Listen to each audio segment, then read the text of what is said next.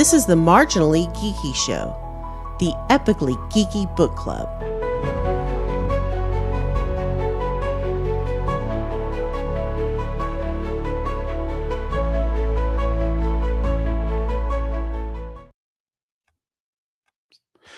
Greetings and welcome to the Marginally Geeky Show. I'm your host for the evening, Eugene Stevens, and I'm joined by Ray, Chris, and Sean. How are y'all doing?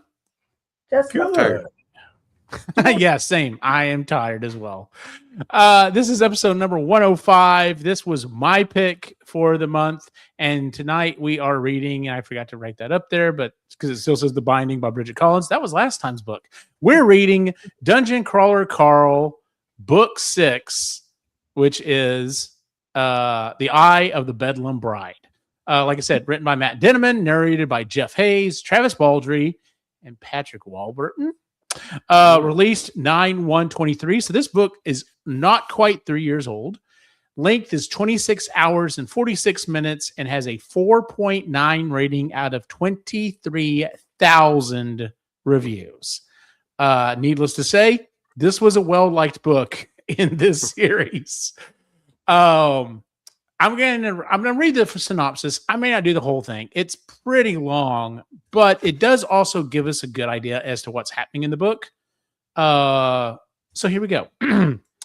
A pantheon of forgotten gods, an old grudge between a talk show host and heiress and the man they shattered along the way, a rapidly deteriorating AI system, an inconvenient tiara upon the head of a friend. It is Bedlam on the 8th floor. As management reels from the unexpected conclusion of the 7th level, the surviving crawlers stumble onto the 8th and find themselves scattered. It's a map based on Earth's final days before the collapse, where ethereal, intangible ghosts of humanity go about their lives oblivious to the impending doom. Living amongst these ghosts are monsters based on Earth lore. I'm going to go ahead and put that, because it says legendary in quotations. I'm going to put Earth lore in quotations as well. Legendary creatures tied to the geographical location they inhabit. Each team of crawlers is given a task. Find and capture 6 of these beasts. The captured monsters will be turned into cards. Cards that can be summoned into battle again and again. The stronger, the deadlier, the better. At the end of the floor, the bad guys will also have decks, and they will have some of the most powerful cards available. Do they? So it's crucial to assemble the toughest squad possible. But, like always, there's a catch. There's always a catch. As Carl and Donut know all too well, just because someone is captured, it doesn't mean they have been tamed. Her name is She Maria. She's easily the most powerful monster in the area. If they want to survive, they must capture her. But she is no ordinary beast. She's intelligent. She was once married to a god who is now missing. Her special attack is known to drive one insane. They call her the Bedlam Bride. Beware, beware, beware the eye of the Bedlam Bride. So I end up reading it all. So if you've been going along this series with us, or if you've been doing it, on your own, first off, if this is the first review that you're listening to that we've done, welcome to the show. But yes, we've enjoyed the books up to this point. We actually did the last 3 books, I think, all together. There was no way to do this one and the next one together. The books are massive at this point. Like I said, it's like 26 hours, if you're listening to it. But every single level of the dungeon has been different, and this might be the most different of all of the levels because it completely changes the fighting, the way that the fights go. So with that said, let's go ahead and jump into our initial thoughts. Ray, what were your initial thoughts on reading this one? Bring on the next one. Like, it's just I think by the time I finished this one, book 7 was already out, so I was able to just sneak into the next one. So yeah, I enjoyed it. I enjoyed the addition of Carl's dad, and we'll get into that too. And just it fleshed out so much more of the story. And yeah. Chris, initial thoughts? Thank you for reading that synopsis. I had forgotten a lot. Ray digs remind me of sort of where I was like, it's the card one. it's the card one. And I was like, oh, but I think I liked it less for the card stuff because I really couldn't. I didn't care. And more for like I think I liked the ghosts. Really liked diving more into Carl's situation. And yeah, I think there's more going on outside that's mentioned. Mm-hmm. So I liked all that. At this point, that's kind of all I want to know about. Fair enough. Just because it's so intense. It is. So It is very intense. Caught up and can like actually like take a breather because we were for a while just listening to them back to back to back, and it is a lot. Yeah. But thank you for reading that stuff because I forgot a lot of it because I actually don't remember when I read it. Mm-hmm. This is also one of my favorite openings of a DCC book. It's because you go back with time. Go ahead, Sean. Yeah. Yeah. This had the what's the lawyer's name? Oh, Quasar. Oh, Quasar. Wasn't this was Quasar's opening, wasn't it? No, this was Donut was reading this one, but she's like, we probably should go back and do the other ones. Maybe we'll talk him into doing that. Yeah. So, and that's fun. I'm sorry, I'm talking about the actual opening of the book, which is you get to find out what happened between Mordecai. Oh yeah, brother. Oh. And we get that. Yeah. You're right. It opens up with Mordecai's backstory. Yeah, this book fills in a lot of backstory. So, but initial thoughts, Sean. I found this book was the turning point. Like up until this book, yeah, you got like little snippets. Like Dinneman would throw in just a little bit about the other crawls or a little bit about the AI.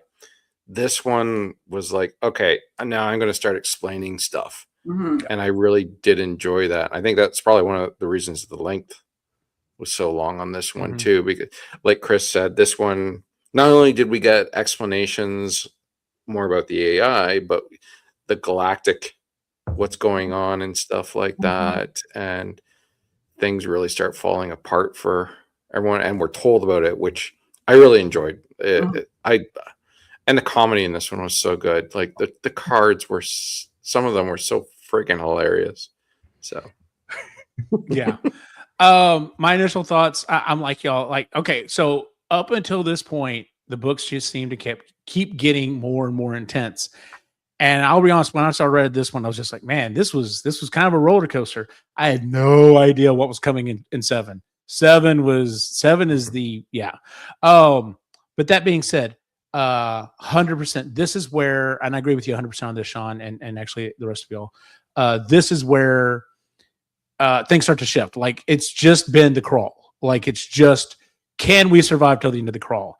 And at this point, we start finding out, well, this may be the last crawl, not just because of what, of y'all winning, like this, like there's other things happening in the universe that are conspiring to cause major changes. We start to hear about the political stuff. We start seeing some of the ramifications of what's going to happen in the next book. But also, this is also where we get a lot of that backstory. And I even forgot about that, like, until you just brought it up, Ray, about getting all of Mordecai's stuff. Because up to this point, we just know he's like, do not trust Audette. You can't trust Audette. Yeah. But you also have to trust Audette. So, and he hates her guts. And we do know that his brother died, but once again, that's all we know up to this point.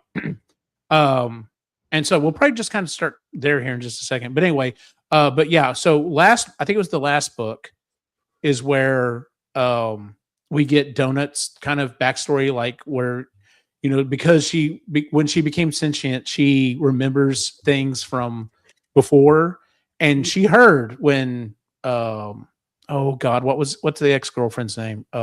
Beatrice. When B was like, oh yeah, we're just going to get rid of her and get another cat. And it would have broke her. And, you know, emotionally broke her. And then that's when Carl was like, you know, has this really, you know, deep heart to heart, you know, there's this book where there's foot fetishes and there's crazy shit going on. And you have this really deep, intense conversation between Carl and this cat about how I love you and I will never leave you. Like it is you and me until the very end. And it's just super emotional. And you're just like, wow, yeah, it's great. And so now we get Carl's backstory. And once again, there's all this craziness going around. And it's funny. Like, it's not like Gremlins, where you have this crazy madcap thing that's happening throughout the movie. And then halfway through, it literally slams on the brakes and we get this horrible story about her dad dying. And it's just like, and then he immediately kicks back up into crazy, little monsters running everywhere. This was very much like, it is kind of out there, but it also is totally within sequence. It totally makes sense when it happens. So let's talk about the characters. We're going to start with Mordecai. Mordecai, like Ray said at the beginning of the book, we get what happened, and it's him and his brother and another person, and basically Odette is trying to get out of her indentureship. She's like, if I can get Mordecai to the next level, I'm free. I'm done. And she gets kind of betrayed, and she's so focused on what's happening, she ends up causing a deal.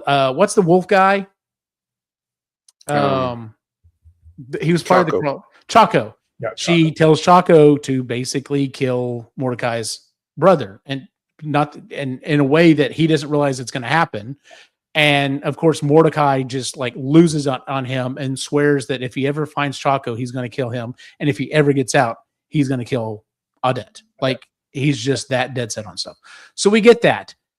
We also get in this level of the book, on this level in this story of the book, he's a Cyclops, and he doesn't have depth perception. And there's this beautiful scene where he shows up where he's got makeup smeared on his face, but he can't see himself. Yeah, and he's got a bow on. He can't see himself as a reflection. And they kind of make a joking comment. Donut makes a joking comment that, hey, listen, I'm an ally.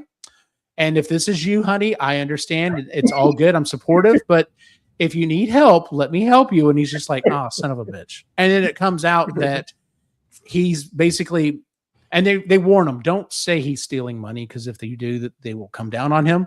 Yep. But he's taking money from them so he can basically have part of their area, that he's rescued some of these kids from, previous places.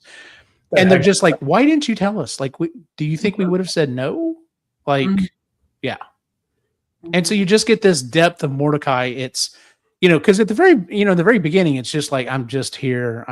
He didn't want to be the manager in the first place, but as he's gone along, he's grown to love these guys, and like his humanity, for lack of a better word, has started coming out. And he's like, no, you can't save everyone. Because he even reiterates that near the end of the book. Like, some shit's happening. He's like, Carl, you can't save everyone.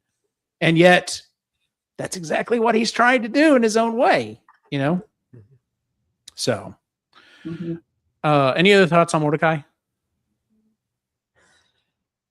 Can I just say once again, it amazes me how Jeff can keep Mordecai's voice, but change it just enough.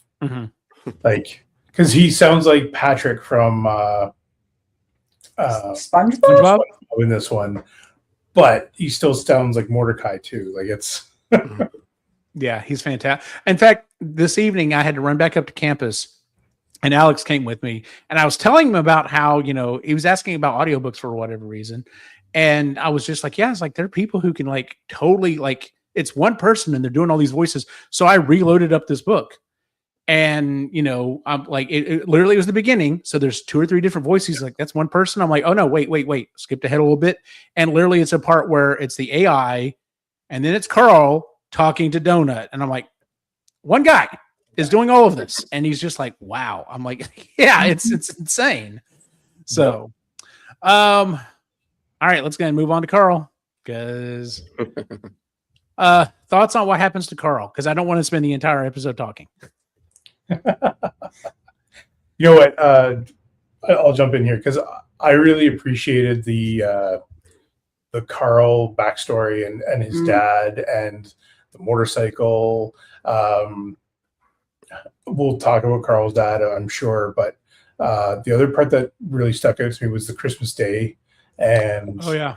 and his little travel up to the retirement area, or not the retirement area, so the shelter, the hospice Yeah. shelter. Not hospice shelter. No, not anyway. Yeah, the unhomed people. That shelter. So there was a really cool area there. I don't want to get to the end yet. I mean, we're not necessarily going in order, so if you want to jump in and just say what happens, go Just ahead. say it. Just say it, babe. So him being a minion during the card battles. Yes. That was fucked up. Yes, it was. That's when I'll go into that more later because that's my least favorite part of the book, and it's just because of how horrific things turn out. But yeah, so in this book, we've heard things as we go along in the other books. Like he's mentioned his dad, and it's always, you're a bully, no one likes you, and we know something happened to his mom. We don't know 100% what has happened. And in this book, the AI basically breaks the game at one point. Like it's trying to move people around. So in this book, they're collecting these creatures and they're supposed to be fighting. And the AI at this point has finally kind of started to break control. And in fact, at the big battle for this book, he's completely done his own thing. Like he's like, yeah, I know the rules say you're not supposed to reuse people and you're not supposed to use children, you little pansies. Well, guess what? I changed one little molecule, so they're not the same. So I'm still following the rules, and completely fucks things up.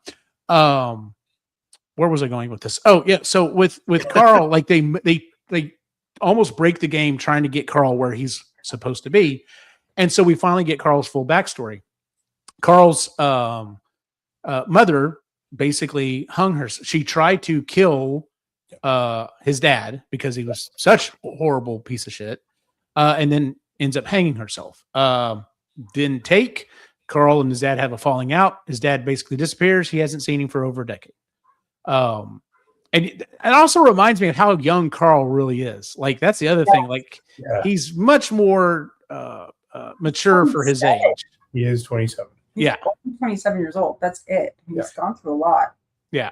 But anyway, so and then they move heaven and earth to get him to this trailer park, and he's like, why am I here? Like he partially knows what's going to happen. He even says, you know, Donut's trying to convince him, hey, tell you what, for this next part, how about I take it? I think I can do this. I got it. And he's just like, Donut, I tried to protect you with Gravy Boat, but you handled it.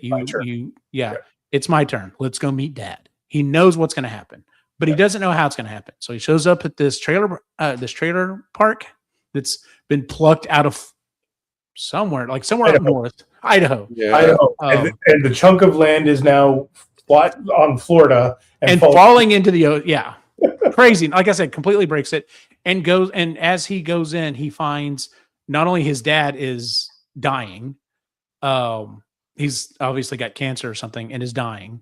Mm-hmm. But he also finds out that he has remarried to a woman that is roughly his own age, and they have a son, a brother he never knew about. Mm-hmm. And so that was like heartbreaking. And like the way he handled it though with his dad just was like, yeah, I could see that. Like, he's like, you know, I realized I've never been this close to my father. Why?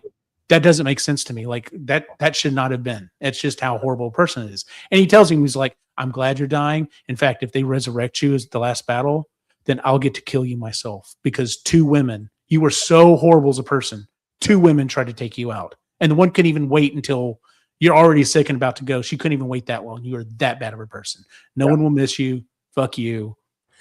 Yeah. In fact, you don't deserve anybody watching your death. Exactly. And he leaves and goes sits with Asher, Mm-hmm. and just waits. Yeah. I also appreciate the fact that he took everything that was Yes. all that area. Yeah. It makes me wonder, does he have morphine in his? He should. Right? I can't imagine it working anywhere near as the shit the AI comes up with in the dungeon. So, but it couldn't hurt. So, But yeah, so like that was a super emotional scene. And then what makes it worse is later on in a battle we'll talk about here in a second, Donut's like, who was that woman? And that was my stepmom. And she's like, no, she's your age, Carl. That can't be. Like that doesn't register to Donut. Yeah. And she's like, but I did recognize the little boy. And he's like, what do you mean you recognize the little boy? And Yeah, that was huge. That's when the final damnation of Beatrice happened, because she already cheated on him. She, was, basically horrible and didn't really care for Donut like she said she did. And then to come up to find out she was on his Facebook and got a woman fired for just like asking him out, and then hid his stepmother and his brother from him. Like, I'm just like, oh, damn. Like, I hope you get splattered out in the universe. Like, fuck you. Yeah. So he's a piece of shit. Yeah. So the other thing I'll say about this as well was Patrick Warburton joining was amazing. Was amazing. And him playing Carl's dad was fantastic. Yes. Yeah. It's a voice that I like doing around here. I still want to go through the drive-thru and order a coffee through it. But the whole I don't need you to like me, but you will respect me. It's like, no, motherfucker, you don't deserve the respect. No. Like and he gets that shitty asshole out, and it's how he plays that and Kronk within the same voice. Like it's well, and then he switches it up to Alpha Carl. Yes, who actually kind of sounds like a nice guy in MIB2. When he's the brief partner at the beginning, kind of all hyped up. That's what was clicking for me at that point. Yes. Yeah, it just like he talk about another person who has a very, very distinct voice, but the way he uses it completely changes things. Because when he comes back as Alpha Carl, he's super macho. I'm gonna kick your ass. There's nothing you can do. And then when he's pulled out as his hey little brother, do you need a hug? Like Here you go, buddy. Keep going. It's so good. It's so good. Oh my god, yeah, I love it to death. So, and I love the fact that one of his sons is trying to play the character in the live action, because he keeps reading lines on social media, and he's like, how was that? And he'll look over and his dad's and he goes, that wasn't good. You gotta go a little deeper. Yeah, exactly. Yeah. Although he's got like 3 sons, and 2 of them are almost spot on. Like, that's crazy how they all sound alike. Thoughts on Donut? Like I said, Donut just continues to mature, and I mean, it's funny because in the earlier books, like they specifically someone specifically took him aside and was just like, she's a child still. Like you have to keep in mind she's still a child, but she's obviously maturing super fast, because like I said, she was, as time goes by, it's nice to see her like hyper maturing through this, but still having the cat attitude, as it were. Yeah. So, any thoughts on Samantha? Oh, I love Samantha. I was not sure about Samantha, I think, until this book, and this is what cemented Samantha to me. There's a moment where, as she's getting more powerful and she's starting to amp up other, like when Ellie puts her massive storm out, and Carl's like, Samantha, was that you? And she's like, I don't know. And she's all confused, and you get a little bit of her other, like her real personality and her not like exterior personality. And I'm really curious where that's going to go. And I won't spoil anything, but really curious where that character is going. So I am too. Cause like he's only got 2 more books. There's only 2 more. I mean, 8's out. We're only getting 10. He said we're only getting 10.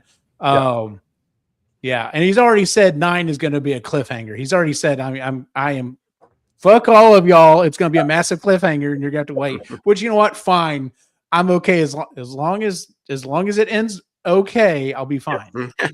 Which I think now that he's like rolling in as much stuff, like he knows better than to kill Carl or Donut. Like he can't. Yeah, that ain't going to happen. So don't even. No. And I agree with you. No. I think it was this was it this book or the last book where there's oh, never mind, it's the last book. I won't say anything. Okay. All right. So Katya. I liked Katya. Like, I've almost always liked Katya. I wasn't quite sure about her when she was first introduced, and then when she started kind of building her confidence, I've grown to love Katya. But then we get this new complication because she was trying to hint to Carl in the last book, hey, I really need to talk to you. Yep. There's some shit that happened. And then this one, it all comes out. When she went to go kill her nemesis, she was monologuing, and she had the crown of the sepsis horror put on her. And so going all the way back to book 1, when Donut first put on, that was literally the first piece of equipment she ever put on. In order to get off the next floor, they have to kill the entire bloodline of the one group and anyone else who's worn the crown. So basically it's like, hey, so not only do you now have to kill all of them, now either Donut or Katya have to kill each other. And they're just like, this cannot happen. And so there's a plan to possibly get around this. And there's a flower that if Katya eats, it would allow her to basically gain a bunch of stats, become a handmaiden to one of the gods in a later level, which should protect her, or to become pregnant and go back up to the surface. And she's like, why would I ever want to have a baby in this universe? Like that's crazy. So that's what we're shooting for. And there's this whole background deal with a debt. Like it's a lot of stuff to go into. I'm not going to go into all of it here. But they have to go, the thing they have to do is they have to kill, the little fairy who's like in charge of the club. Desperado Club. Yeah. And that is like, you can almost make an entire book just out of that whole scene, like how that happens. Because he goes in with Samantha and they don't think about it. And then nothing opens up and another one of these giant monsters that hate Samantha comes out and like destroys the Desperado Club. And it's just like, it's crazy. The amount of stuff that our side quest on this could be major quest in like another book. It's the amount of stuff that in here is crazy. So well, and you bring up a good point because we get caught up with Katya real quick about this when he has met up with another couple of crawlers, and that whole arc of the sister and like the two other guys, sister, anyway, what's her name? Anyway, the sister. Yes. Sister Inez. Sister Inez. Thank you, Sean. So like that whole thing where we get introduced first and we're thinking that there's two convicts that are with the nun. And then we find out, no, those are two guards with a serial killer and her species that she turned into actually makes you want that girl. And like, the shit that we find out in this one, like it was really creative and it was a good quick twist within one book. Oh yeah. Back to Katya, because this is also where we find out she gets hooked on Blitz. Oh yeah. And this is through trying to cure her is you find out her worst and best memory where you start to. That's the next book. Yeah. That they go through Oh, yeah, you're right. Yep. Which honestly is also where, well, I don't want to give that away. I won't say that yet. But anyway, so another major character that we meet in this book that does carry on, she Maria. And we're introduced to her in a weird way because basically they tell Samantha, go find monsters and report back. And when she reports back, she's literally like, oh, I'm at the edge of Cuba. And I'm inside a giant spider. And they're like, what do you mean you're inside a giant spider? And so they start, May. Yeah. And May is sad. And May wants to come adventuring with us. And she's my best friend now, Carl. And she's gonna help me get my body back or whatever. And Carl's, read all the information on She Maria. And, they do everything they can to protect themselves. Well, She Maria is playing this up. She's sad and everything. And, but then when he's like, okay, I'm going to come, because in order to turn her into a card, he has to basically bring her health down to like 1%. And she, or like less than 5%. And she starts talking to him in his mind. And she's like, oh yes, you know exactly who I am. Don't try to double cross me, Carl. Like, it's very like, she is there. She's clearly a master manipulator, you know, and she's playing it up a different way. And then they turn her into a card and they're just like, yeah, at the end of the level, we're definitely tearing this one up. Like we can't take She Maria. Like, she's too dangerous, because anytime they get into a battle with the cards, she basically comes out and just destroys everything and talks about, in some cases, she's like slowly pulling enemies apart and laughing, or slowly eating them while they're alive. And they're just like, you are absolutely horrible. Like, but at least you're on our team. So yeah, she was too powerful to get rid of. Oh yeah, absolutely. And we'll get to that here in a second. I want to talk about that in a little bit. I did put Surrender Gore down just because she was referenced in the other books, but she has a big thing at the very end of the book. She ends up helping a final battle that would kind of decide how everybody would survive. And the two people she was with, the husband dies. The wife is just like, she's gone. She's done. Like, she will, what? Because of the other fucking crawler that was there. Yes. Oh yeah. I didn't even mention it. What's his face? Wan Qin. Yeah. Yeah. He flies in, and that's the end of him as well. So we get this final battle, and he's literally like, Carl, give it back. And he's trying to figure out what it is. And he goes, oh, it's the ring. And he's just like, my daughter would hate me for what I've become, and then dies. But Surrender Gore is basically like, I'm done. There's no way you can save everyone, and starts dumping all of her stuff out. And she's just like, I was really looking forward to killing some of these fuckers in the next level. So you have to promise me, Carl, that you're going to kill everyone that you can. You're going to get vengeance. And he's just like, I swear it. I swear I will do everything I can. And then I thought it was super sweet. The last thing she does is contacts Donut and is like, yes, I did cheat. Yeah. My tummy acher did steal the thing. And of course that made Donut feel great. Which picks up. So he ends up giving Carl a pet. Now we don't get to meet his pet in this level, because Mordecai's like, hey, there's too much shit going on. You don't need to try to keep this thing alive. Don't bring him out to the next level. That was a brutal scene, though. Oh, yes, it was. Out of everything in that book, that was the worst scene for me, where she had to kill him. Mm-hmm. It just ripped my guts out. Yeah, imagine having to kill your pet in order so that you could give him on to, yeah. That was rough. I'm enjoying Chris reliving all of these because she's like, Yeah. Remember, like 90% of what you guys are talking about, like that happened. Yeah. I remember, as I'm saying, I don't remember even listening to it. So this is just, Fair enough. At this point with the books, I'm just going with it. I can't.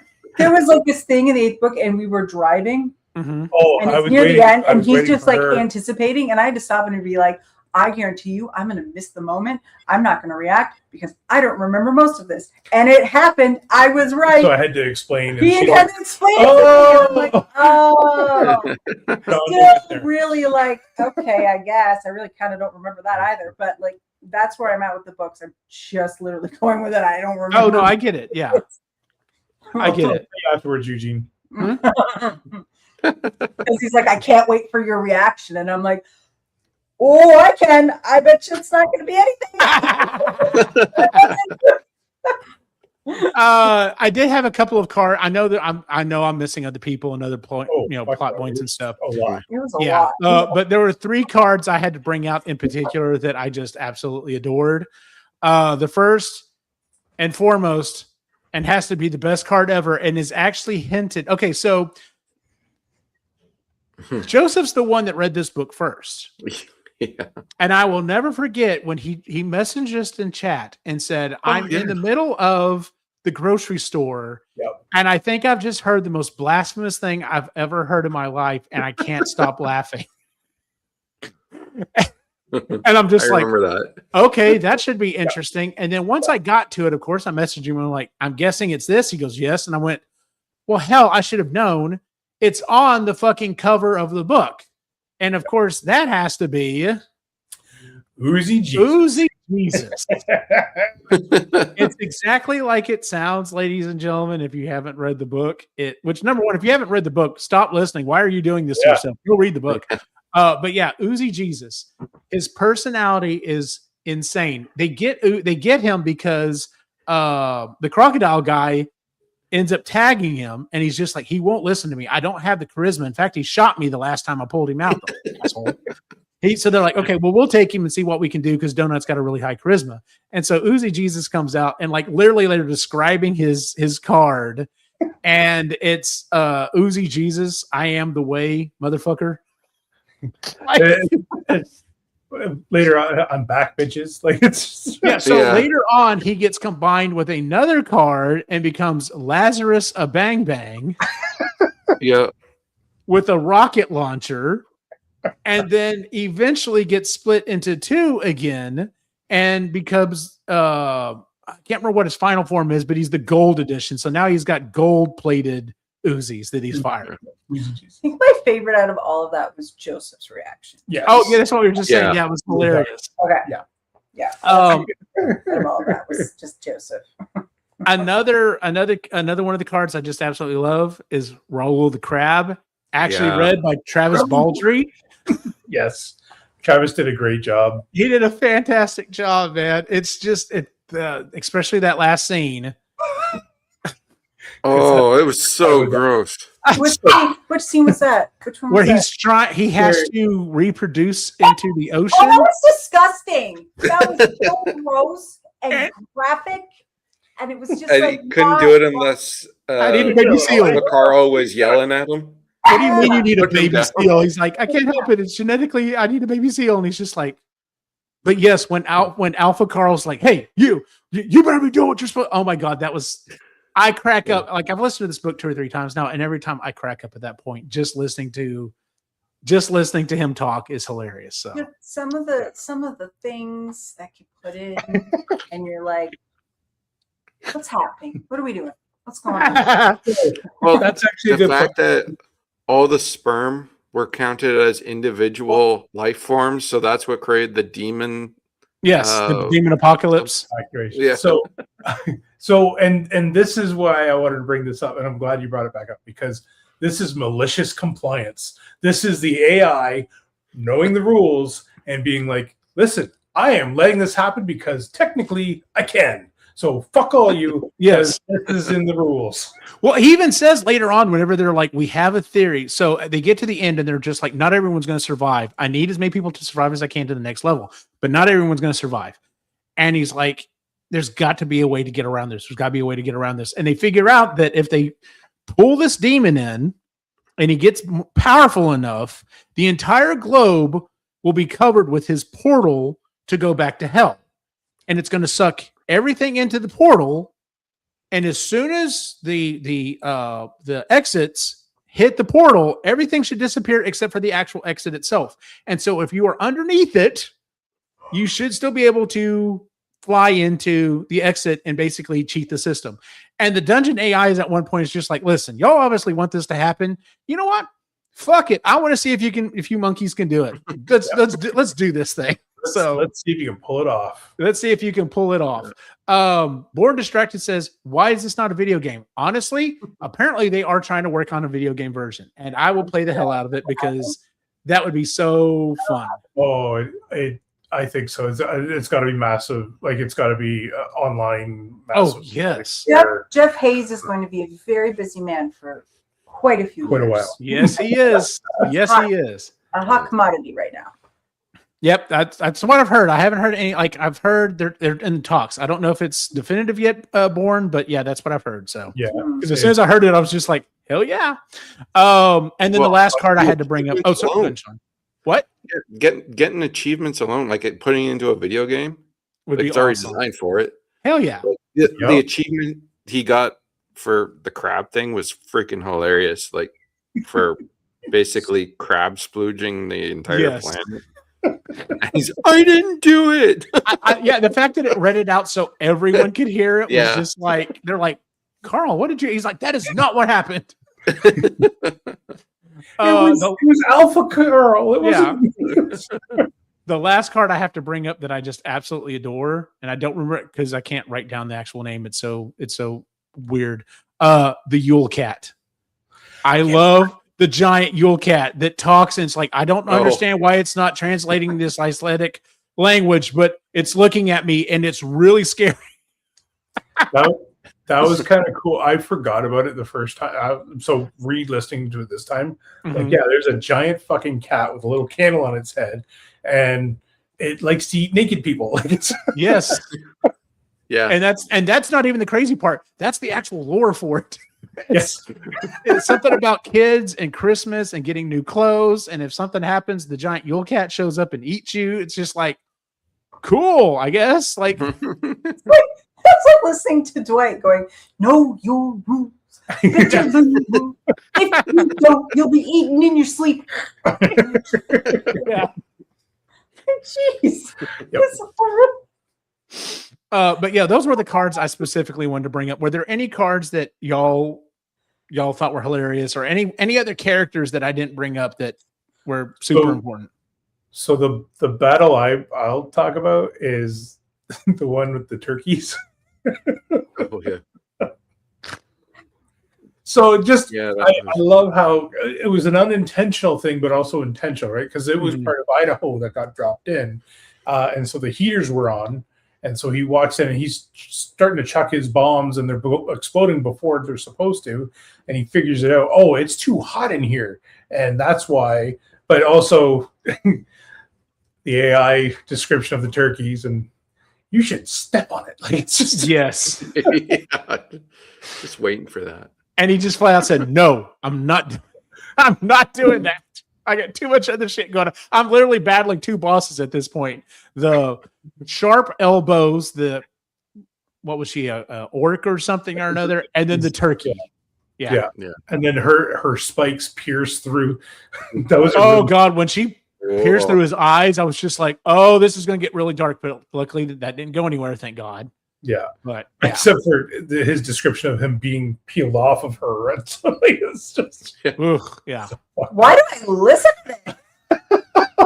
Because it makes sense and it's okay as you're doing it. Like, just pulling the things out we're pulling out right now doesn't make any fucking sense. Like, the two people who are watching us right now, if they haven't been here since the beginning of the show and don't understand what we're doing, they're like, these people are insane. Like, they're just making shit up at this point. And I promise you, we're not. All right. Favorite parts of the book. I'm going to jump in. The card battles I thought were always fun. They were hilarious. Some of these card battles were hilarious. And I do love the battle with, or what happens with his dad. Like you had already brought up, Ray. It was just showing how much he's grown as a person. And like I said, it didn't feel like the book just came to a complete stop and this was like out of the normal or whatever. This was just Carl being Carl and doing what he needed to do to continue on and fight and survive. So favorite parts. I'm going to ask Chris if you remember any.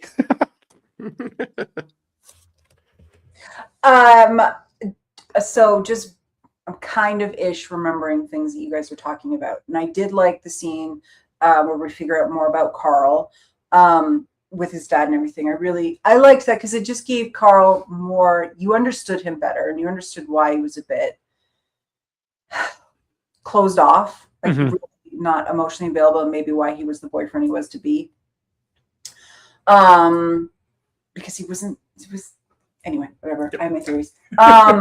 My feelings, maybe not theories. And then remembering, I did like the nun thing. Because you guys were talking about it, I forgot about it, but I did like that she was the bad guy. I did like that. I was like, ooh, interesting. And then the crab scene was disgusting. I remember not liking it the first time. I blocked it out. I thought that was really gross. Just overall, it's what's happening with these books is the same thing that's happening with the Bobiverse books, is that because we've been going back to back, they're all melting into one thing, and I can't keep it all straight. And I also can't remember everything either. There's another series that I'm reading that it's the same way. The books are just super chunky. So much is happening. There's so many characters that when the next book comes out, I'm just like, sure. I guess I don't remember this person. Don't remember this happening. So this kind of I really experienced it with this last book, with book 8. It was just like I don't remember it, and I can't re-listen to like you guys are re-listening to it. I just don't have the time you anymore. have other things that you're listening to, and you also are at the store. I know I have a job now, so the re-listens are happening. But I do want to re-listen to them, but I want to start from like Book 1. the jump. I want to start from book 1 and go all the way through, and then I'll remember more. Yeah. But yeah, I remembered shockingly little. I thought I remembered more than what I actually did. And I was mixing book 5 and book 6 up is what I was doing. Yeah, that's what happened. Now that you guys, like, the more you guys are talking, the more like, oh, I was thinking of book 5. I don't remember book 6, like at all. Fair enough. Yeah. Right. Any particular parts you really enjoyed?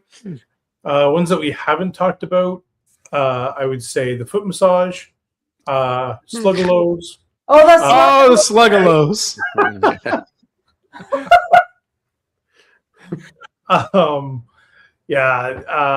And I would say, yeah, there's so many good parts. So the other part that really was touching was Carl going back and just hanging out with the dog at the gas station. Yeah. Oh, I forgot about that. Oh my god.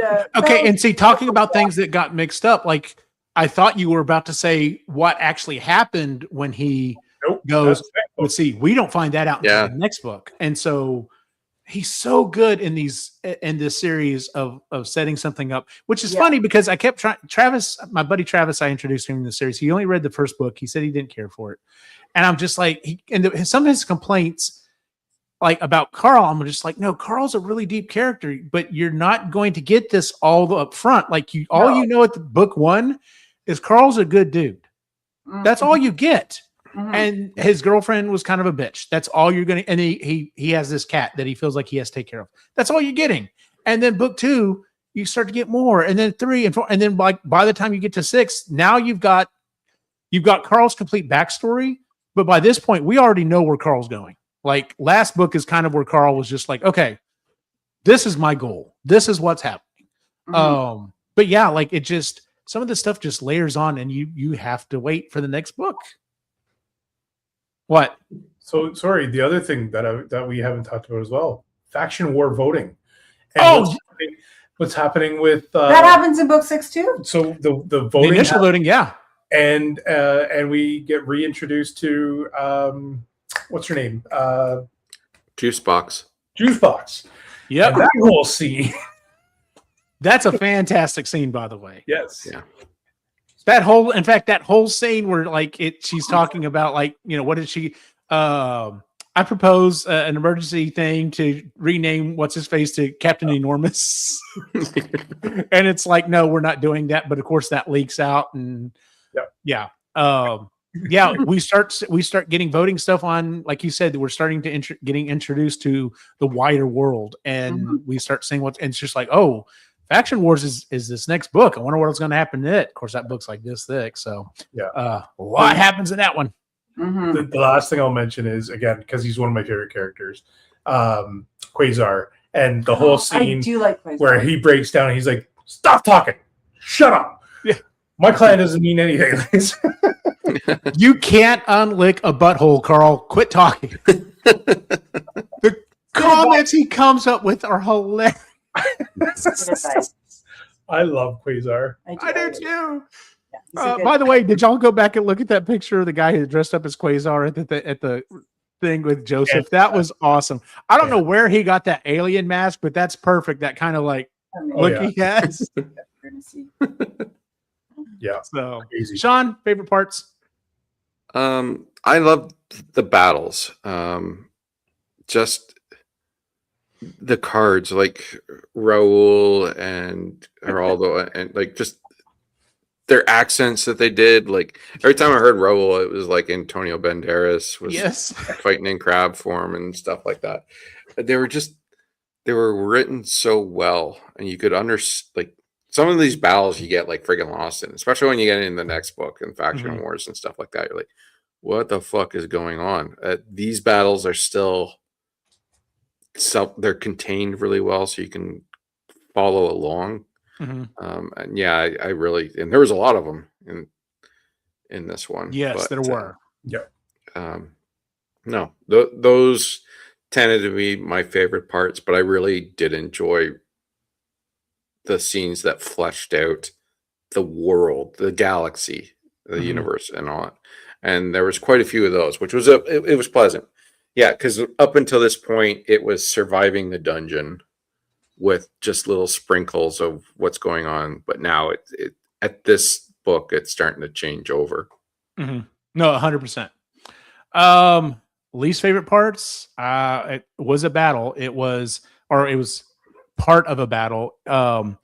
They're battling this demon, and they have to basically cause it to last longer than a god.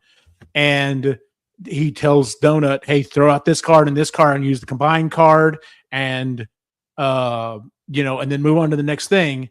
And she throws out She Maria, and she throws out Alpha Carl. And when she goes to throw out the combined card, She Maria stabs Alpha Carl through the head, kills him, and the AI goes, "Well, it's got to combine against the next minion. Guess what? You're a minion." And it combines him with her, and she has complete control. And she ends up tattooing. She's able to basically rifle through his mind. He was like, "Oh, so you were going to tear me up? No, I'm going to make sure that doesn't happen." So she tattoos an eye on his chest that only him and like a few other people know about, and then it disappears.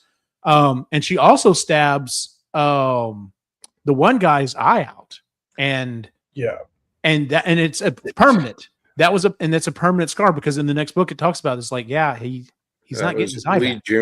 Lee June, yeah, and that was rough. That whole part right there, I'm just like, oh man. Number one, it's gory, but also it's just like, oh God, we're almost there. We're almost there. We've almost finished this, and she's gonna fuck everything up. So, yeah, that part was really hard to listen to. Bourne says, books are like fuel for imagination. Yeah, especially this one. So, Chris, any parts you dislike besides the crab? I think what my problem is that I don't remember any of it to say I don't. Fair enough. Okay, I will say though, I didn't like the cards. That one I can say. Like, I remember not liking that card thing.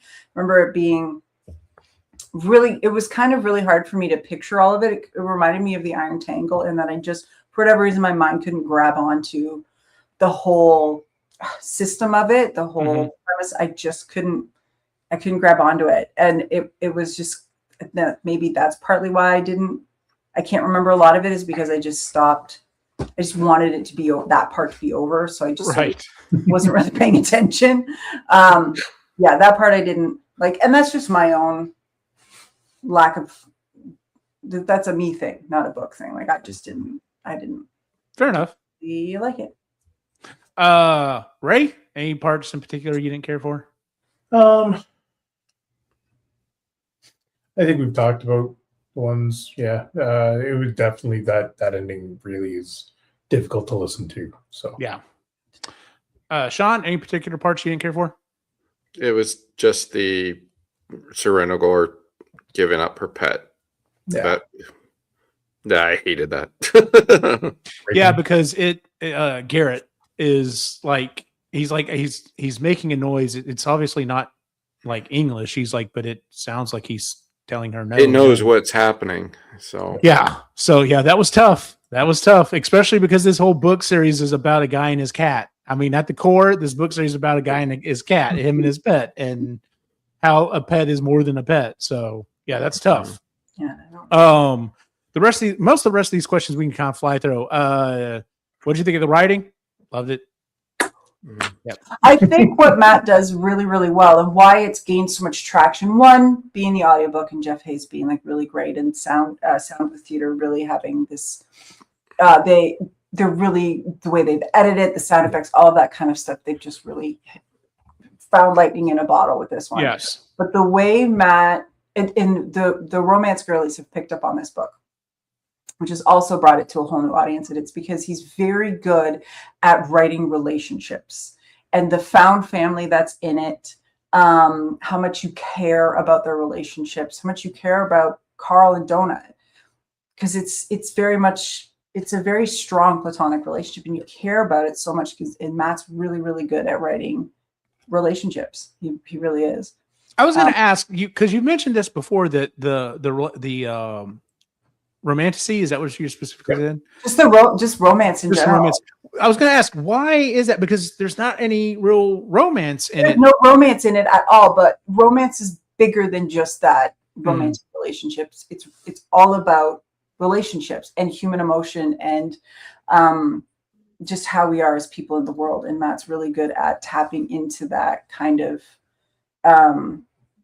into that emotion. I don't, for me, when I'm reading this kind of stuff, especially, it's the same with science fiction with me. I don't give a shit about the science part. I don't care. I don't really care. What I care about is the relationships that people are having and the stories that they're going through and what they've been through. That's what I care about. It makes all the science stuff really fantastical and fun, but that's not really why I'm reading it. I was going to say, look at Project Hail Mary.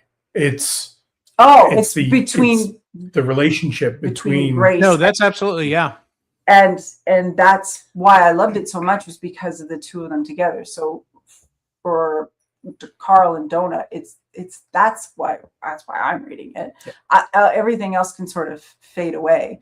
And the found family that Carl has now, he found that, he did that. And a lot of romance and romanticy, paranormal, all that, it's the relationships you have with other people. So, and I'll throw this out there too. So the found family you were talking about, right? We weren't sure about Samantha when we first met her. We love her. We weren't sure about Katya when we first met her. We love her now, right? Like so, and if you go to a different series, which would be Legends and Lattes, it's found family. And it's that aspect that I think that draws a lot of people in. No, absolutely. Any other comments on the writing, Sean? No, this is it. It's very complicated. It'd be really neat to talk to Matt on his processes for how keeping things in line. Like we've interviewed a few authors now, and that's a big question that we've had very diverse answers. So it would be cool to see Matt's processes on this. He has, and that thing I got to go to where I got to meet him. He said he's got notebooks upon notebooks upon notebooks of stories and backstory and everything else. And of course, we're just like, well, could we get that afterwards? Like that would be fun just to find out. Like, even if it was like, if it didn't make it in, like the original idea for Samantha was she was going to this, and he decided to, like, some of that would be kind of fun backstory stuff or whatever. So before you go off of that note though, there's a YouTube video. I think I sent it to the group. It was a deep dive. Hi, Wolfus. It was a deep dive on why Dungeon Crawl Car has really been so successful. And part of his writing process is including the audience. That too, yes. Yeah, that too. Yeah. That's fucking brilliant, but also doing it in a way that you can still write the story you want is really well done. Yeah, he's very good at picking and choosing what he wants answers on or input in. Yeah. And he kind of reminds me of Taylor Swift in that, say what you want about Taylor Swift. She knows about fandom. She knows about her fans, and she knows how to connect with them, which is why she's such a massive success. Say what you want about her, whatever, it doesn't matter. She's very good at being with her fans. And that's everything, because there's a lot of celebrity out there that have no clue how to do it, and they struggle, and it's hard for them. But they need to do a masterclass on how she is with her fans. 100%. 100%.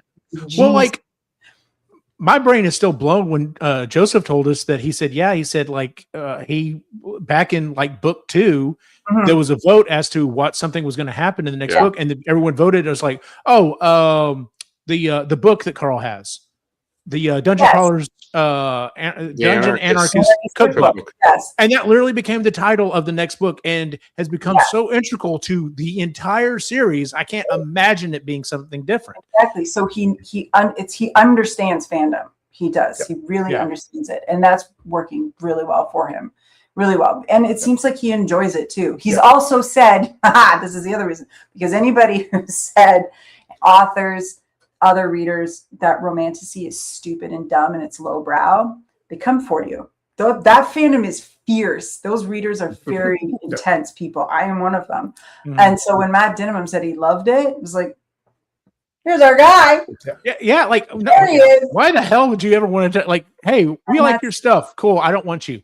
Yeah. Fuck you. Oh, I've had customers come in and tell me how much they hate it. And I'm like, you realize it's a gateway drug, right? Like romantasy, paranormal, all that stuff. That's gateway. Hell yeah.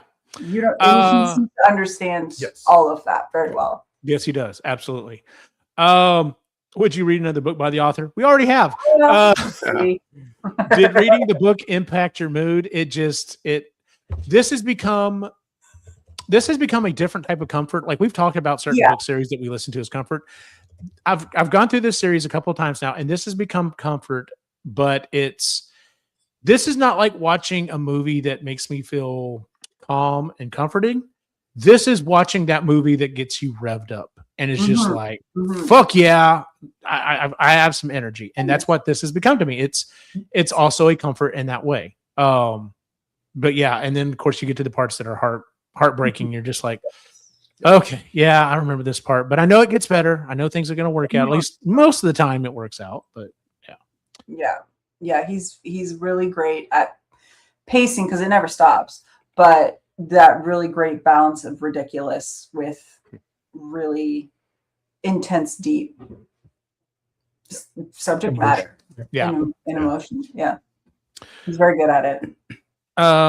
Anyone else want to add to that? If not, are there any lingering questions? I just put no because I've read the next two books and the questions I have for the most part have been answered. Did you enjoy the narrator? Hell yeah. Like, what themes or tropes did the book explore? This is a book series that I don't look in that lens. Like it's so far out of, like it brings in ideas from other stuff and it explores some things, but I don't see it as a trope he's exploring. And if it is a trope, he's completely like bypassing it. He's not playing by that rule by any means.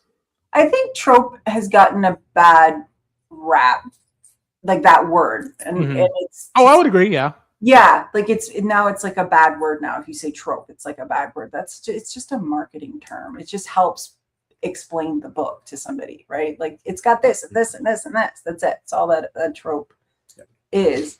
And books have always had tropes. It's just now that's like part of the front marketing stuff to get you hooked in. Yeah, especially if you have favorite ones. Last two questions. If you could ask the author anything, what would it be? For me, it would be, how did you come up with some of the cards? Like, just like that are so wild and so out there. And what gave you the idea for the floor, the / card system? Like, I'm sure, I mean, he said he's a big video gamer.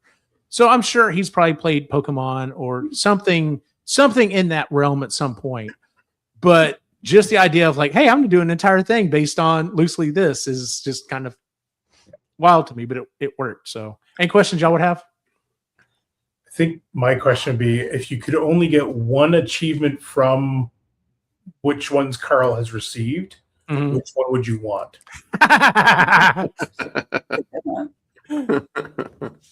That's not bad. That's pretty good. And then I had a special question, and we didn't touch, we kind of danced around it a little bit, didn't really go into it. So the final battle, well, not the final battle's with the demons and everyone else, but the final battle of the card game is Carl watches the trailer house burn down. And what is left is essentially a Hydra made of 7 or 8 heads. 8 heads. 8 heads of people that he used to know, to include his stepmom, his stepbrother, a guy he used to work with, well, a couple of people he used to work with, His B's boss. mom, his boss, B's mom, this kitten, and And the secretary, wasn't the girl The that B got kicked, that's right, yeah. fired. Yeah. And That's when we find out about it. That's right. Yeah, you're absolutely right. Because Yeah. it's after that when Donut says, "Oh yeah, I've seen her before," and he's like, "How did you see her before, Donut?" And then a judge that judged Donut that she absolutely hated. Right. Mhm, Yes. mhm. Yeah. Yeah. So my question for you is, would you be able to fight a Hydra made of people you once knew? Like without crying? Okay, so here's the thing. I'm going to say I'm going to answer yes, because I've always had this main thought of, like, you watch zombie movies, and one of the biggest problems with zombie movies is when your mom or your sister or your kid or so that person comes back and comes after you. Do you have the will to end them? Mhm. And I've always been in the thought of, they're dead. That's not them anymore. Mhm. That's just a husk coming after me. Now, that's also very much how I kind of think in life. It's why I don't really go visit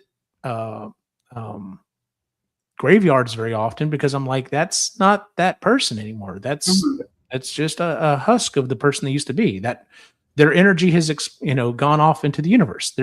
That's really nothing of them. So I would hope my thought process would be the same. It'd be like, oh man, this Hydra's got my 2 boys and my wife and maybe a couple of my cats on it. But that's not really them, especially because he talks about it. He said he's like, the AI is trying too hard at this point. It's coming up with stuff that they would never say. And so he was more so easily able to get past that. He was more so focused on, oh crap, which head does what? Because you have to kill the heads in a certain order using a certain power to do it or whatever. But yeah, but that's my mentality. Ray, I mean, Chris, is that going to stop you in your tracks and just be like, oh, nope, I can't kill a Hydra that's got Ray and your kids? But I think at that point, if I'd been through as much as Carl had and already knew that, okay, like, this is just the AI fucking with me, this isn't them, then no, I would mow it over. I'd be pissed. Like, so it would be like it would be like an anger rage kill. So I would probably feel better after.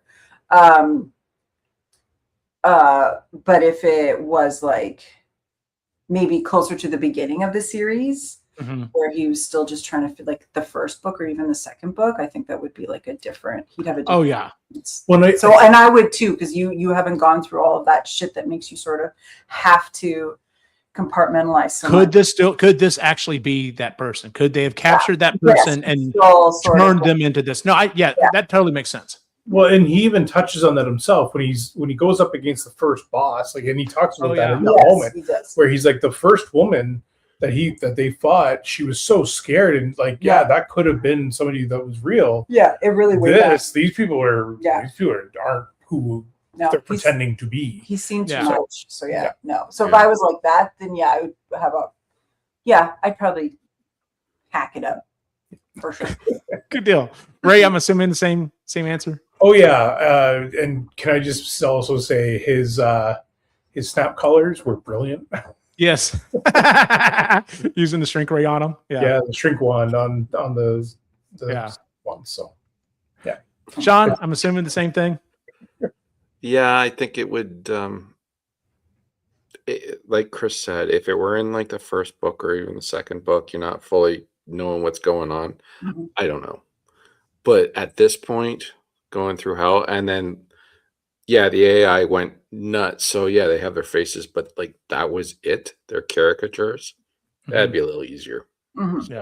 But once again, knowing your family is gone, and then all of a sudden seeing them, and you're gonna have to like kill them. I'd like to say I could, but I don't know. So the flip side of this is it's also just their head, and it's attached to this weird ass fucking creature that's basically a blob of flesh. Yeah. So I think that, like, if it was physically them, that would be harder than having their head. Yeah, because he talks about in a previous book what caused one of the crawlers to basically end himself. He basically just was he came up and there was like 5 or 6, and it was like his kids, and I'm assuming it was like them just being puppeted. Well, there was a lot of crawlers in this book that just laid down and died. They couldn't do it. Yeah, that's true too. So that's why they couldn't get the keys, because they just couldn't do it. Yeah. Final thoughts. Like I said, I love this book. This is, like you said, this is kind of a turning point, Sean. You hit the nail on the head on that one. Just opening up to a wider world. So it's kind of funny. The series is going to be 10 books. You get halfway through and the book series is kind of one thing, and you hit book 6 and now it kind of starts to become something else. Mm-hmm. So much bigger than it was before, at least. So See, yeah. Yeah. It's a part, like I'm excited to go back. Excited. I'm looking forward to, once it's all completed, going back and doing like a whole listen to it, seeing that divide of like, okay, yeah, the first 5 are this and this latter half 5 are this and all that kind of stuff. Because right now I don't remember. Well, that is our episode on DCC Book 6, The Eye of the Bedlam Bride. Let's talk about what we're going to be doing next month, and that is next up is Sean's pick, and we actually decided this today. I pointed out some stuff to Sean. I was kind of hinting that maybe he should pick this book, but I didn't want to really push him. Not that it was a hard push by any means, but next month, we are going to be doing the episode really late in the month to give everyone enough time. But next month is book 6. It's funny, we're doing 2 book 6s in a row of Bobiverse, The Infinite Extent. And it actually drops on the 10th of September. So everyone will have roughly about 3 weeks to read the book before we do a review on it. So, and then after that, will be Ray's pick. November will be Jen's pick. And then, as I talked about previously, we're going to take December off. And then January will be Joseph. And then, wow, a long ways away is February for Chris's pick. So good, I got some time. You have some time, lady, to come up with your picks. So You have an entire month off as well. I know, right? So let's move on to what else we've been reading. Would anyone like to go first? I'll go because I have it here. Oh, Okay, cool. My list is short, but you go ahead. My list is short too. Oh, I'm having like this is the year where I am just like, I have no patience for any books, and I DNF like everything. But since the last time we talked, which I think we did this in June, we did a book because last month was Interview. Okay, so I've only read 3 books. So The Spell Shop by Sarah Beth Durst, which Ray got me, is a super, super cozy, magical book about a librarian who has to flee a city, and she goes back to her home island and just kind of reintegrating herself. She's also super, super introverted. And there's kind of like a sweet little cute bit of a romance, I guess. But yeah, he got me that. That was cute. I read The Ministry of Time for my other book club, and that's by Kayleigh Bradley. It was fine. It was kind of a mix between The Tomorrow War with Chris Pratt and Looper, actually. Okay. So kind of like that, with this like historical fiction and a small thread of a romance to it. So it was okay. It was all right. And then I just finished Wild Revenants by Rebecca Ross. And it's another romantasy, and it's part of the same universe as Divine Rivals. And I heard in this book that nothing happened. And I was like, yeah, but it's like, she's so good at writing, and she's very good at writing, but it was nothing fucking happens in this book. I have no idea why it's touted as a romance. I have no clue why. Nothing happens until the end. And even then, it's just like, I just don't care. It was so much buildup, and so much fucking happens. And it was so slow. Like, that was a slow burn that didn't need to be a slow burn. And then now I'm reading The Irresistible Urge to Fall for Your Enemy, which the second one's already out, but it's in hardcover, and I want it in paperback, so they match. And I'm about 100 or so pages in. Very British banter between these two, which is fun. And it's enemies. They're enemies right now. They're on opposing orders. And they have to like help each other out, kind of thing. but they both think they're the best at their job, and they're both pretty smug about it. Mhm. And it's fun the way it's written, how they're like bickering back and forth about it, and neither of them are backing down like either. So Can you hold it up again? Like, it looks from here, it's a beautiful book. isn't it gorgeous? Look at the Yeah, I was oh, gonna say the edges and everything. Oh, Like, that's yes. beautiful. Wow. I'm currently using my glasses Cleaner. cleaner as a bookmark right now, 'cause that's the first thing I could find. And then I also have Because to we don't have bookmarks or anything. I know. Imagine that. and then I also have to read this month Cloud Cuckoo Land. I can't remember who that's by, but we have a copy upstairs. But that's for my other, and apparently it's like a fantasy-ish or fantasy book. I can't remember, but I have to read that too. So I doubt very much I am going to be reading Bob. I'm going to try at Fair least enough. You'll get for started. next month. I'll finish them for you though. Yes, you will. Ray, what else you been reading? So I did go back through. I had the Bedlam Bride for a second time, and then Wizard's Cat. I was re-listening to that one again. I also started Wendy Darling, but I realized I need to re-listen to this one. So I stopped Wendy Darling, jumped back into this. I'll get back to Wendy Darling at some point. Okay. Sean? I basically just been re-listening to Dungeon Crawler Carl. Okay. So I'm like right from the beginning. I'm about halfway through The Inevitable Ruin right now, which it's 28 hours, so it's a lot. Yeah. So, and I haven't listened to the Parade of Horribles yet. So that was kind of the reason I started this. So I wanted to re-listen to everything and then do the Parade of Horribles. So I'm getting there. I might have to I gotta increase the speed a little bit, so make sure that I'm done in time for Bobaverse, because I won't re-listen to the entire series. I won't have time, but I might re-listen to the last one because I think that's probably a good idea because there was so much in it that I think is going to lead up to this next one. So Damn it, I didn't even think about doing that before this next one, and now I'm thinking, yeah, it's my next thing. I've still got 5 credits to burn. Like, yeah.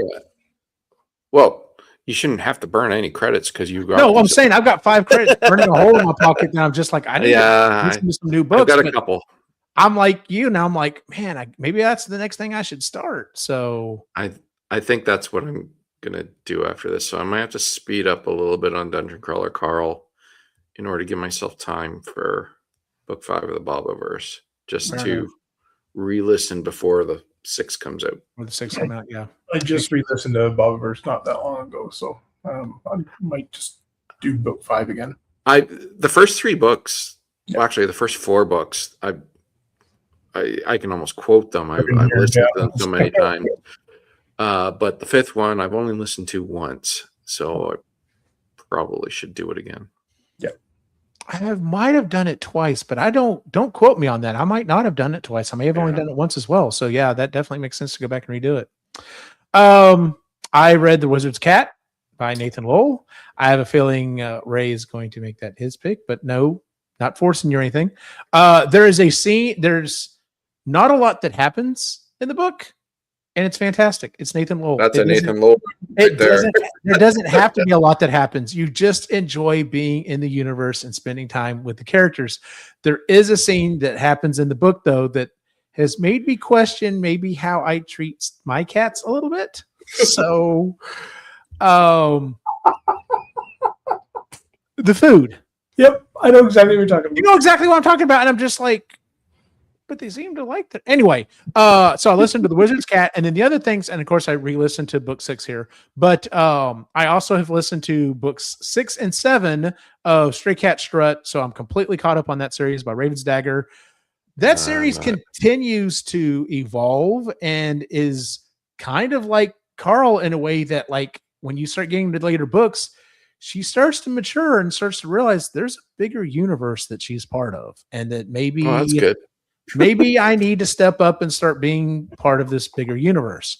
It's funny because the last 7 is kind of long, and I thought for sure that I was like, man, okay, so going to lead up to what happens in this, and then probably the next. But nope, we get to go through the thing that happens. I was like, okay, this is cool. I enjoyed this. So, speaking of Raven's Dagger, talk about another author that we have interviewed who's really good about interfacing with his people. Very good. Because like he literally like puts out there constant. Like he told us on the show, he's like, yeah, I'll write characters and be like, well, no one seems to like that character. Guess they get the axe.